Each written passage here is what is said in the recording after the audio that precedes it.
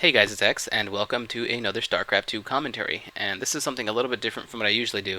Usually, I will do games where I have played in. I'll either do a replay of a game that I've played, or I will live commentate a match that I'm playing.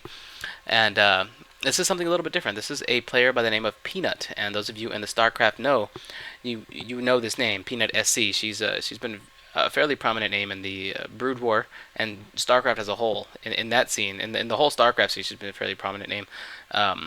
She was really big on Brood War when it was full swing. She's met several professional StarCraft players, both Korean and foreign, including Flash and Jaedong. And I'm sorry if you don't recognize those names, but just stick around on my channel long enough, and you'll hear me talk a little bit more about those guys.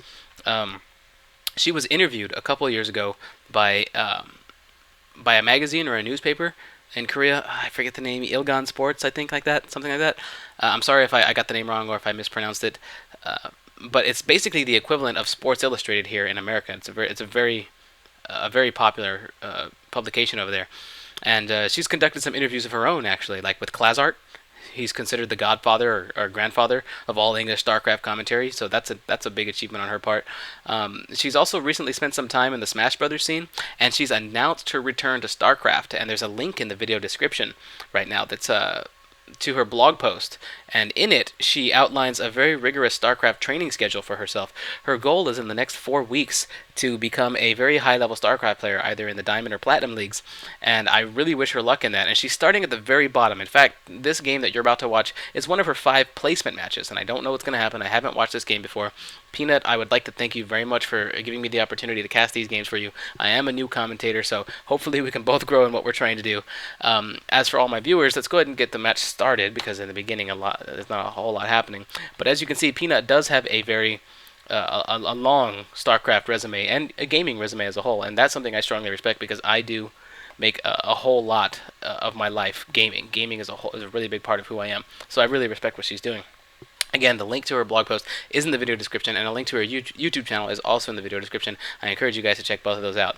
So we see Peanut starting out, and McAwesome, who is her opponent over here, the Red Terran, he's also starting out as well. They're both just building up their economies. And I'm sorry if this intro took a long time. It happens with a lot of StarCraft matches, it seems. And it seems here that, yeah, here we go. We have McAwesome going for 9 supply and then a supply, 9 supply and then a supply depot, and it looks like Peanut is not actually building an SCV here. That's kind of weird. But anyway, McAwesome is building his first supply depot. It's almost done. There goes Peanut's SCV, and she's building her 9th SCV now. Sorry about that. She says, good luck, have fun. So I guess she had some lag, or she had to pause or something at the start of this game that prevented her from actually playing. Yeah, you too, no problem.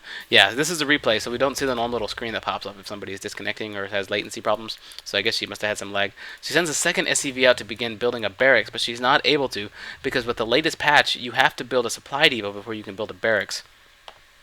And so she comes over here to build a refinery instead. So she's picking up an early gas, and that little delay that she had at the start was enough time to it denies her the ability to scout, because she has to keep her SCVs in base to catch up with her economy. And it gives McAwesome the ability here to send in his SCV scout and come see all of Peanut's base. And he gets to see this early gas coming in too, so he knows that's coming. And her barracks is just starting, whereas his is almost finished. So he's actually going to be ahead of her in marine production and may be able to go for a rush or something like that. He may have like a couple more marines than she will in the early game, and that may allow him to hurt her economy. We'll see what happens. I think what happened here was she began to build her supply depot at the wrong ramp, because she needs to build a wall off as well. But this map has two exits to your base. The first one leads to this natural expansion, and this expansion is protected by these destructible rocks. So it's a very protected area. It allows you to defend the place, defend the expansion very easily. But it's not where you want your wall to be built, because no ground forces are going to be coming through here before they destroy the destructible rocks. So she's rebuilding her wall up here at the front, so she's got that covered. She's now putting a reactor core on her barracks. McAwesome, on the other hand, is dropping a bunker instead. Okay, so he may not have more marines than she will. He's building a second barracks. He's got a second, so he's going for 2 Raxes right now. And but that's not really going to matter, because Peanut's getting a reactor core. And what a reactor core allows you to do is it allows you to build 2 units out of the same building. not necessarily high-tech units, but like 2 Marines will be able to be built in this one barracks, whereas he can only build 1 Marine out of each one of these. So she's got the same production capability right now as he does with just 1 barracks, and she's building a second barracks. So she's actually going to be ahead in her macro. She's going to be able to build more Marines than he will in the early game. And I see he has an SCV over here. I wonder if he's planning on expanding to this location, or if he just forgot that the SCV is out there. These are placement matches. These are low-level games. Players are prone to a lot of mistakes in these games, so don't expect any professional play. It may be that he had just forgotten to bring his SCV back home after he scouted. He may not have the map memorized and thought that was a spawning point or something. Anyway, so he's got a bunker down. He's got 3 Marines out, and he's building a 4th, and looks like he's moving them out. He dropped his supply depot, and he's moving his Marines. 4 Marines total. Yeah, he's kind of moving around. I don't think he's... No, he's putting them back in the bunker. He's not actually moving out. Meanwhile, Peanuts over here, she's about to get her 4th Marine as well. So she's training 2 Marines at once down here at the bottom. So her production is the same as his right now. Let's check out their income tabs. And let's see, she's got her orbital command center and a mule. This mule is mining.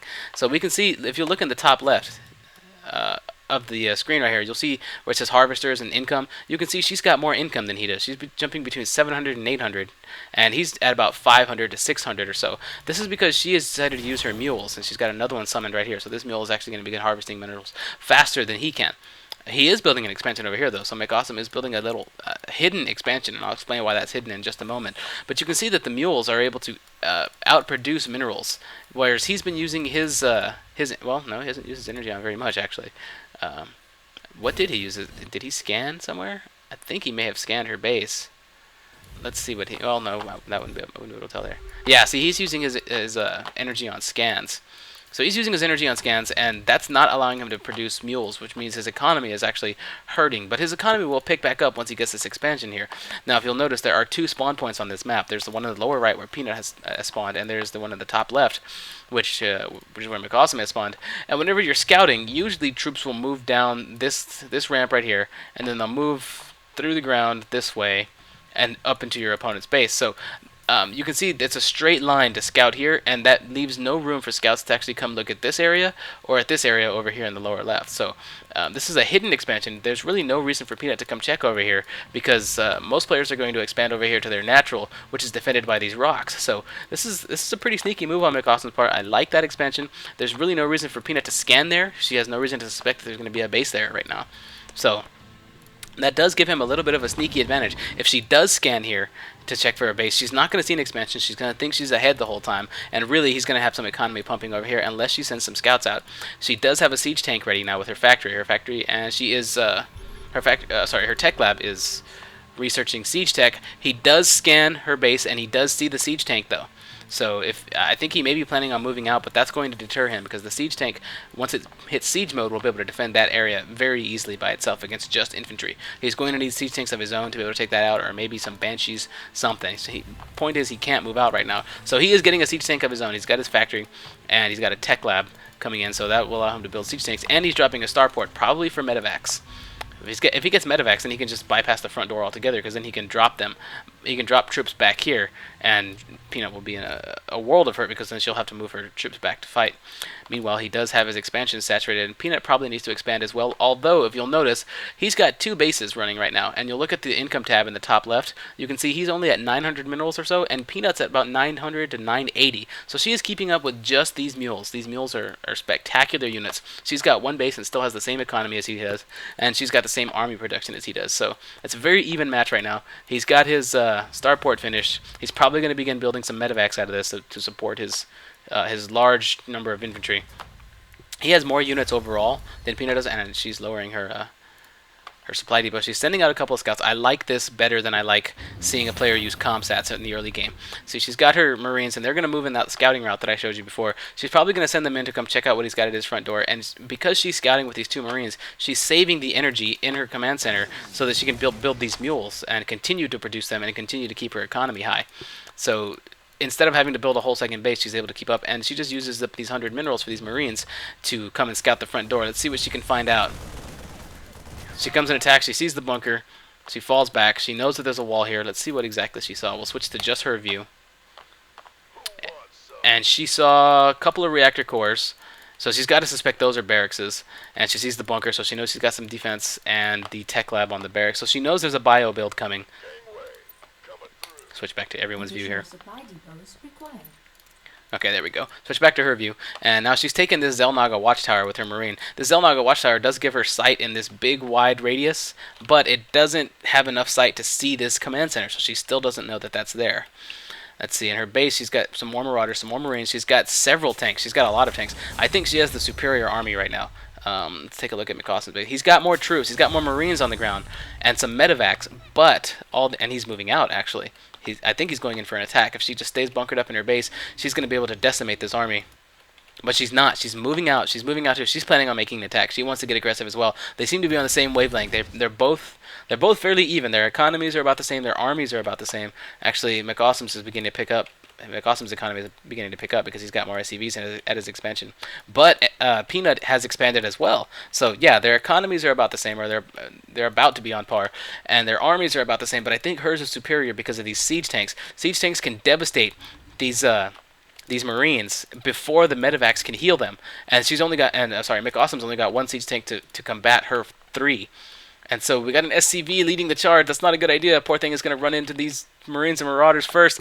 Let's see what happens. Oh no, the SCV gets torn apart. McAwesome stims his units. Oh, Peanut needs to siege these tanks up before these units take out all of her infantry. They get sieged, but they siege too late. These Marines could have helped in that fight and bought a little bit more time. But no, you can see these tanks are absolutely destroying McAwesome's infantry. If they were able to support Peanut's infantry, they would have taken out this attack. But now we've got a force pushing up on her front door. I think she's going to be able to hold it off fairly easily. We've got this bunker focus firing down this medevac, and this tank is just absolutely obliterating the other units. Alright, so she holds off that attack, and only one tank and one medevac survive, and we see him bringing down his medevac into her expansion. But this planetary fortress, I believe, has the same range as the tank. Let's see. It's got range 6, and tanks have range 7. This tank is just out of range of this planetary fortress to defend. This tank is racking up kills on these SCVs and really punishing Peanut's economy. She has to bring in these Marauders to come and take out this